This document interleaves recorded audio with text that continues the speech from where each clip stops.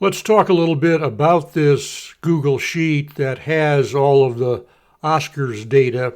This sheet started out as a Excel file.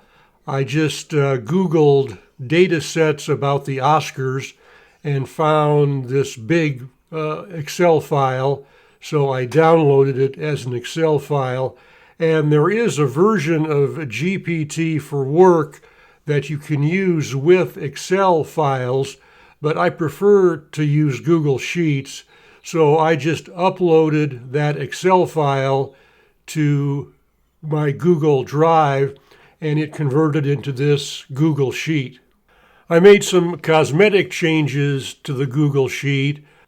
I widened all the columns so all of the text in each cell appears in the cell. Nothing is cut off.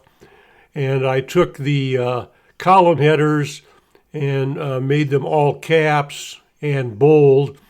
And I also froze the row that contains the column headers. So when I scroll, I can always see the row that has the column headers. And the way you do that in Google Sheets is you select the row that has the column headers and then go to View, Freeze, One Row, and that will freeze that row that contains the column headers so you can always see the row with the column headers. That's useful for a big sheet, a large data set like this, where you've got, in this case, 11,000 or a little more than 11,000 rows. Let's also talk about the way this sheet is set up. There are 7 columns: the year of the film, the year of the ceremony, which really isn't that important, but I've got it in here.